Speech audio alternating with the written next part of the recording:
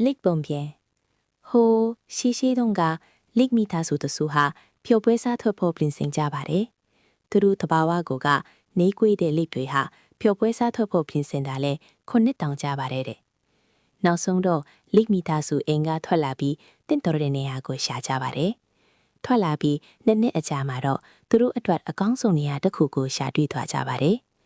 အဲ့ဒီနေရာကိုတန်ရှင်းရေးလုပ်တာတို့ဖျော်ပွဲစားအထွတ်စားစရာတွေကိုချင်းတောင်းထဲကထုတ်ပြီးပြင်ဆင်တာတွေကိုတော့6လအကြာမှပြီးစီးသွားပါတယ်။အဲ့ဒီခါကျမှသူတို့စားမိကြံခဲလာကိုတီးလိုက်ရပါတယ်။စားမပါတဲ့ဖျော်ပွဲစားကဘလို့မှကောင်းနိုင်မှာမဟုတ်ဘူးလို့သူတို့ထင်တယ်။အဲ့ဒီကိစ္စကိုအကြာကြီးဆွေးနွေးအပြီးမှာတော့အငယ်ဆုံးလိတ်ကလေးကိုအိမ်မှာစားပြန်ယူဖို့ရွေးချယ်ပြီးတာဝန်ပေးလိုက်ကြပါတယ်။မိသားစုထဲမှာအမြန်ဆုံးဖြစ်တဲ့လိတ်ကလေးဟာလူးလိတ်ပြီးငိုယိုပါတော့တယ်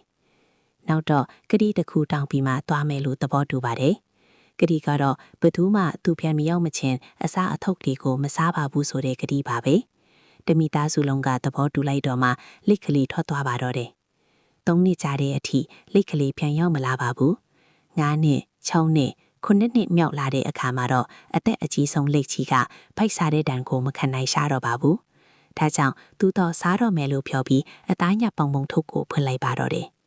အဲ့ဒီအချိန်မှာပဲလိတ်ကလေးကတစ်ပင်အနောက်ကနေရွတ်ရွတ်ထွက်လာပြီးအော်ပြောလိုက်ပါတယ်။တွေ့လားတားကိုစောင့်ကြမှာမဟုတ်ဘူးဆိုတာသိသားပဲ။တော်ပြီးစားသွားမယူတော့ဘူး။လူတချို့ဟာတခြားလူတွေကိုကိုမျောလင်းထားသလိုလုပ်ပေးဖို့စောင့်မျှော်ရင်းနဲ့ပဲကို့အချိန်တွေကိုဖြုံးဖြစ်တတ်ကြတယ်။သူများတွေဘာလုပ်တယ်လဲဆိုတာကိုအလေးထားစိတ်ဝင်စားနေရတာနဲ့ပဲကို့အတွက်တောင်ဘာမှမလုပ်ဖြစ်လိုက်ကြဘူး။